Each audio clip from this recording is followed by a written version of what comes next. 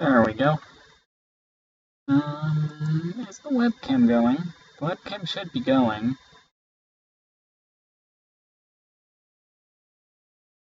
There we go. Okay. Hello everyone, and welcome to a new League of Legends video talking about all of the Assassin update changes.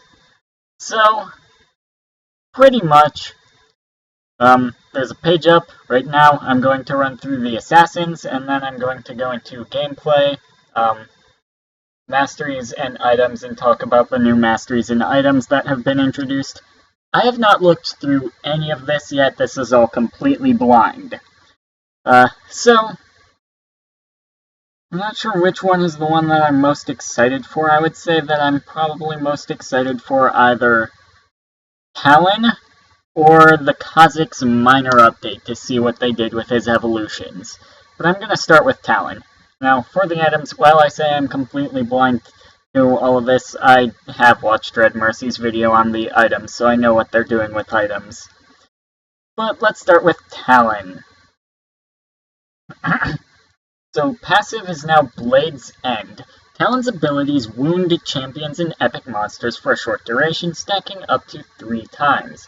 When Talon basic attacks a fully wounded target, they bleed for a large amount of physical damage over time. So that's just the bleed effect that was on his Q before, I think. Q Noxian Diplomacy leaps to a target dealing physical... Ooh, interesting, it's a dash now.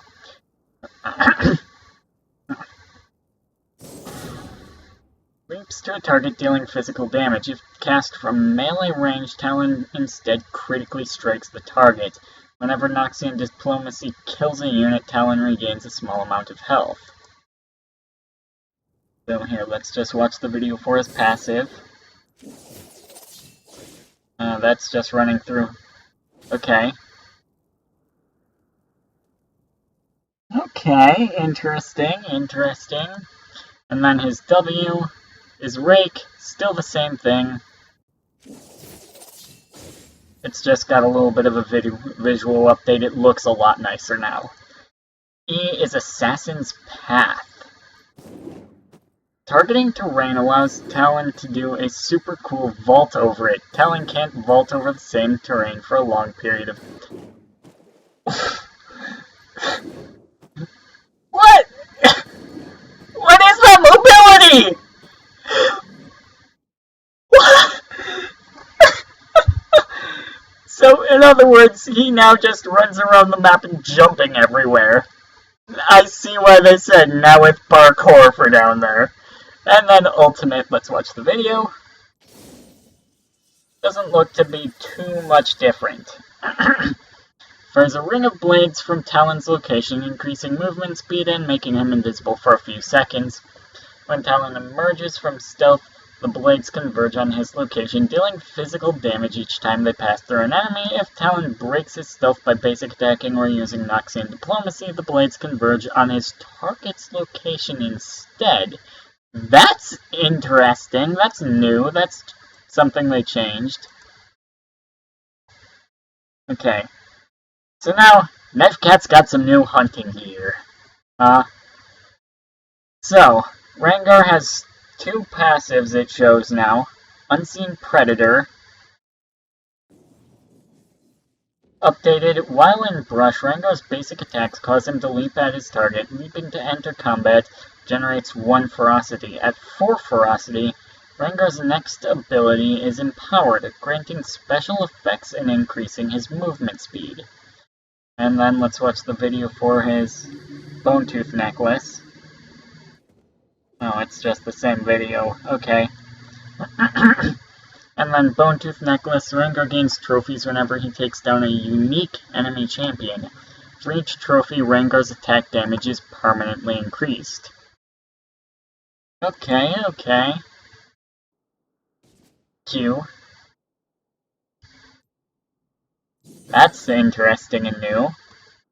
Savagery. Slashes his enemies in an arc in front of Rengar, followed by a piercing strike, dealing physical damage and generating 1 ferocity. If cast with full ferocity, damage is massively increased.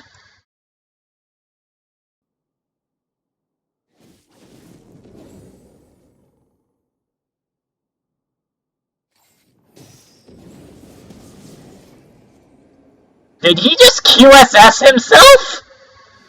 He just QSS'd himself! Roars, generating 1 ferocity, dealing magical damage, and healing Rengar for a portion of the damage he's taken in the last few moments. If cast with 4 ferocity, Rengar removes all existing crowd control. He has a free QSS! And preventing incoming ones for a short duration. Like, that right there is literally the Mercurial Scimitar active on an ability. Bullet Strike. Don't think much has changed here.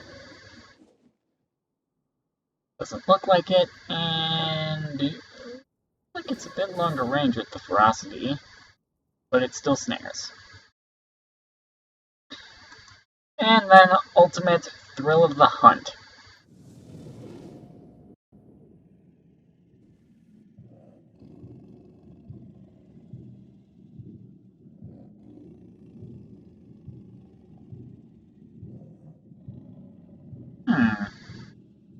What's going on there?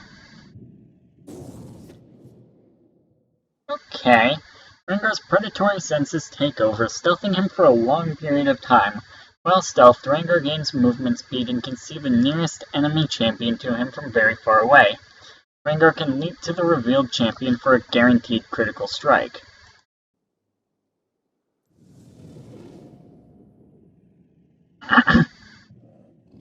Okay. So he can see the nearest one to him, but he can't see the rest of them. And they know that he's looking at them specifically.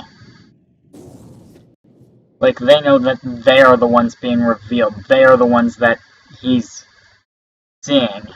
Okay. So now, let's go with LeBlanc. Double LB weekend.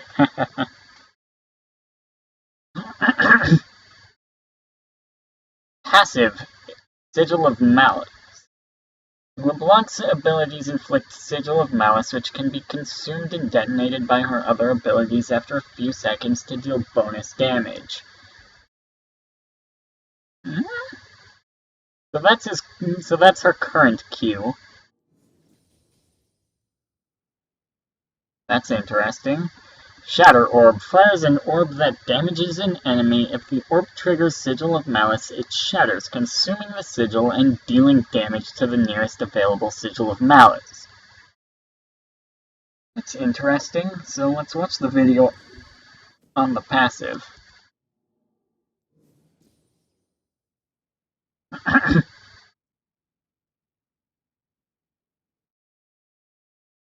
And then W, Distortion.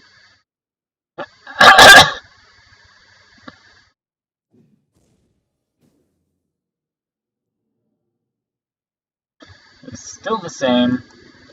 E, Ethereal Chains.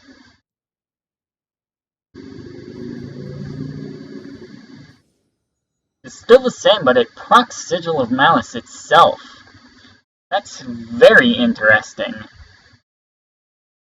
So, the first shot will apply Sigil of Malice, and then the second shot comes long enough after the first shot that the delay on Sigil of Malice being used, or being procced, is already through. And then Ultimate Mimic.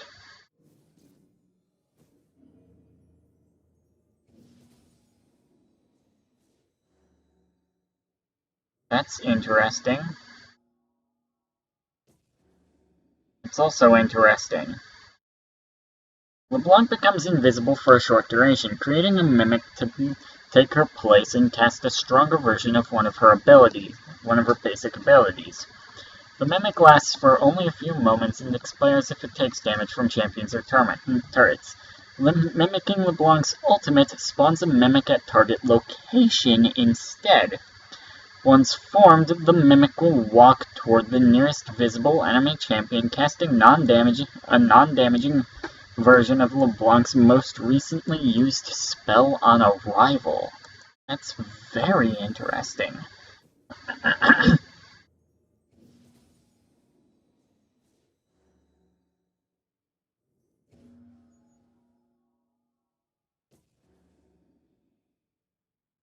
So in other words, it's deception. The deceiver is deception. Katarina, more daggers, more Shunpo. Let's see what she does.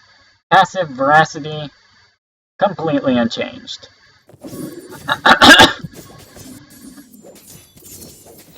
Okay, that's some new Q mechanics though, for sure. Whenever an enemy champion dies after being recently damaged by Katarina, her cooldowns are significantly reduced. Q, Bouncing Blade. There's a dagger dealing magic damage to the target.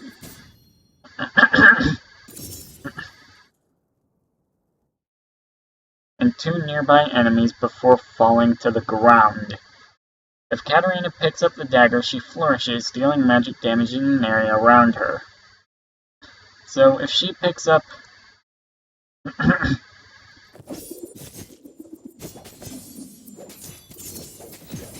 then what's going on there? Okay, I see, I think. So, she throws the dagger, it bounces, and then afterwards it jumps up and lands on the ground. If she collects it, she uses what is her current W. W Perpetration. Or Preparation. Completely new.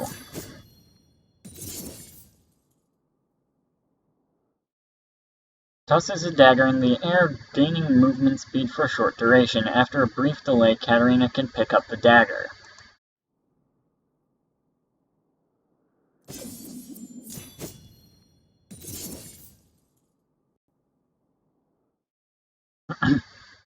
And then E, Shunpo.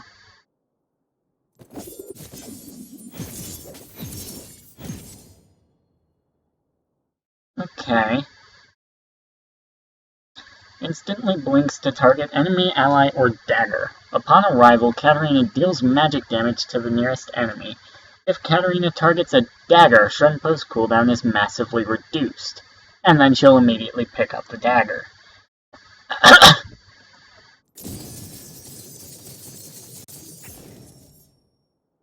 And then ultimate is still pretty much the same.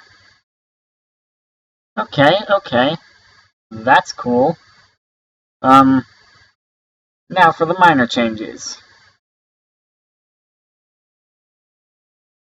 As his shark gets bigger depending on how far Shum the Waters has traveled, Deathmark Zed permanently gains a portion of their attack damage for himself. Upon killing an enemy champion with Deathmark, Zed permanently gains a portion of their attack damage for himself. Akali blinks a short distance, leaving Twilight Shroud at her location. Interesting. Kha'Zix's evolutions are evolving too. Q, W, and R are getting updates to be more suited for isolated takedowns. Okay. Sheikah's clone drops 3 Jack-in-the-Boxes and causes the enemies to flee when it dies. Oh no, Sheikah mains are gonna come out of the woodworks and destroy us all with their clones! No! Echo's passive no longer slows, but Chrono Break triggers parallel convergence as Echo travels back through time. That's interesting. And then itemization, lethality. Flat armor penetration's been changed to lethality. They're pretty much the same thing, but the bulk of lethality's penetration scales with your opponent's level. This makes it less snowballing, meaning we can give assassins more of it than we could flat armor pen. Serrated Dirk is still the same, however there's a new item called Poacher's Dirk. Now, Poacher's Dirk is after poaching, it's 3 enemy monsters with from the enemy jungle with a 60-second cooldown between each one. It will transform into a serrated dirk. So, Poacher's Dirk, it's also 750 gold, where Serrated Dirk is 1100. So, with Serrated Dirk, you can still buy it outright, but Poacher's Dirk, you can buy as a jungler to make counter-jungling something really, really good for you. And it's a 3-minute delay on that Serrated Dirk power spike. But, if you opt for it, you can get the Serrated Dirk for, what is it, 350? Yeah, 350 gold cheaper. Sorcerer's Bane, anti-engage, attack damage, lethality, out-of-combat movement speed, magic resist, and active veil, briefly channeled to gain a spell shield. The channel is 1.5 seconds. Duskblade, for when you're out of sight but not out of mind. Damage, lethality, out-of-combat movement speed, Night Stalker. After being unseen, your next basic attack deals bonus true damage. Now that true damage, it is, if I'm remembering correctly from Red Mercy's video, it is, I believe, 50 flat plus 200% of your lethality stat. And then passive, Blackout, gain true sight when spotted by an enemy ward that lasts 8 seconds. Attack damage, lethality, out-of-combat movement speed, cooldown reduction, and grants movement speed and blocks the next enemy basic attack unless you attack first. Now, Red Mercy did not mention that the active makes it block the next basic attack in his video. So there's something that we get. That you get from me that you don't get from one of the biggest assassin channels in the game. Maw of Mortius. This isn't for you, assassins. Now builds out of Colmfield's Warm Hammer instead of Serrated Dirk. Doesn't grant lethality. Carry on. Stealth mechanics. Camouflage. That's definitely a Twitch with camouflage. This is what we call strategic stealth. It's strongest when used to get around the map unseen, moving from one victim to the next.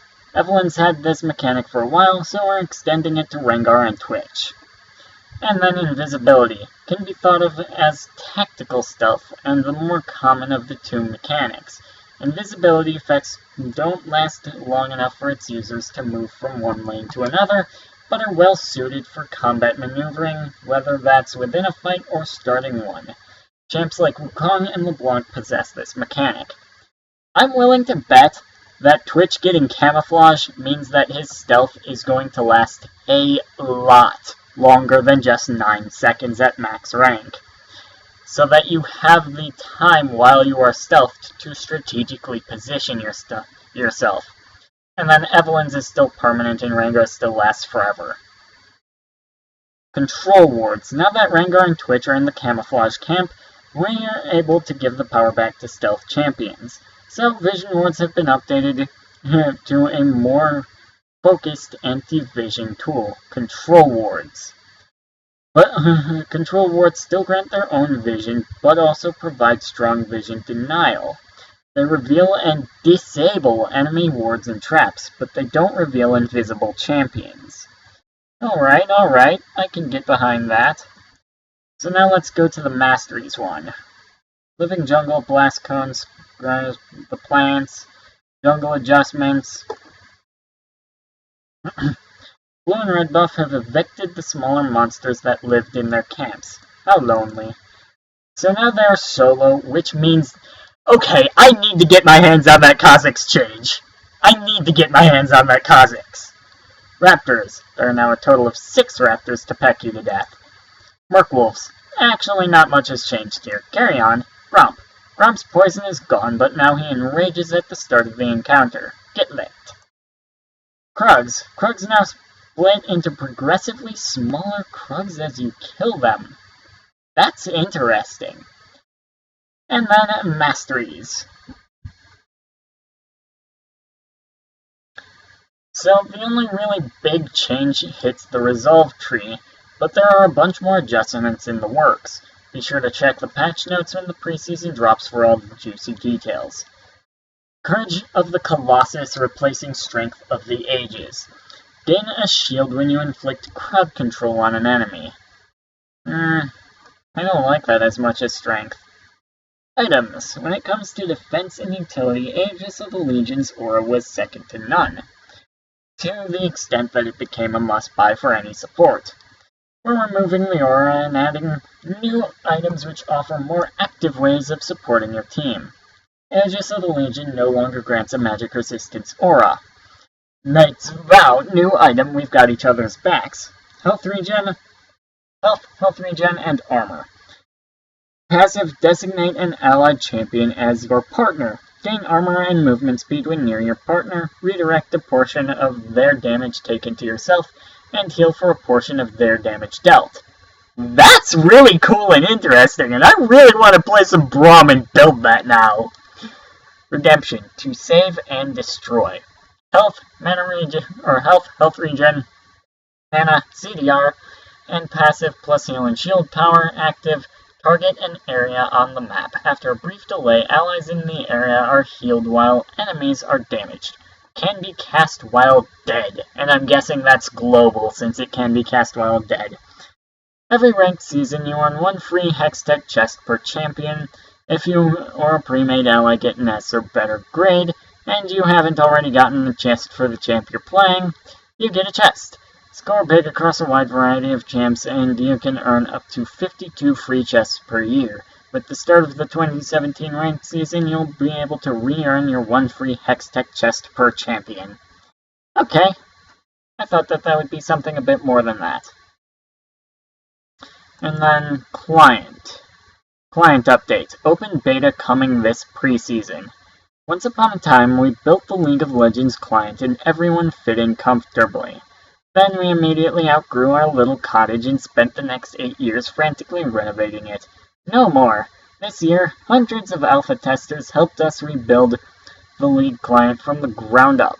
With your help, our home's about to get good.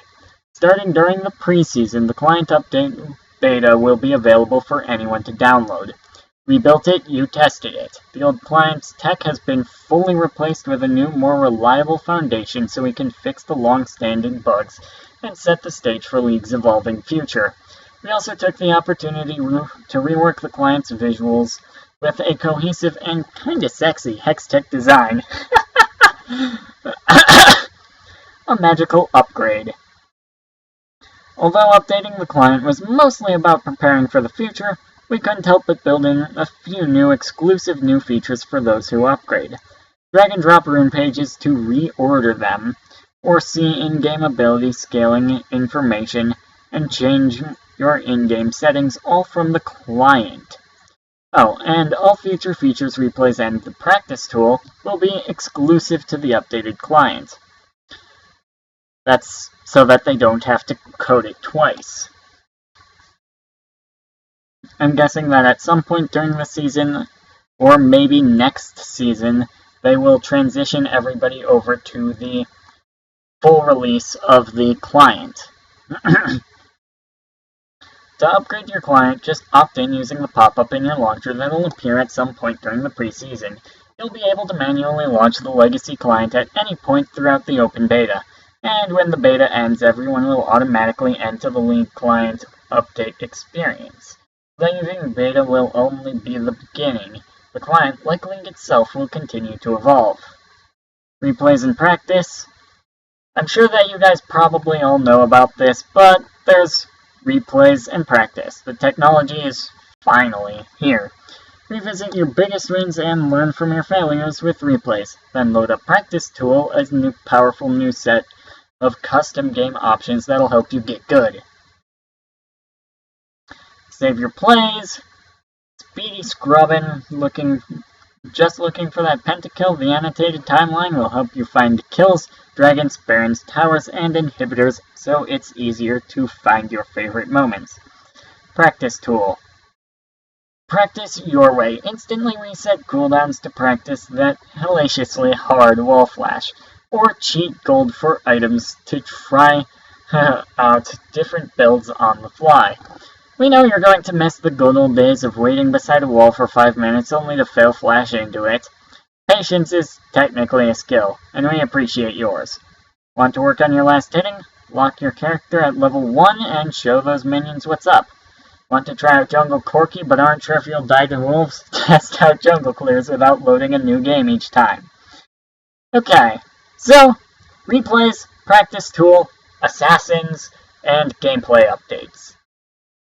That's what's all coming. Now, Living Jungle, it talks about the plants. Now, for these plants, a lot of people are hating them already.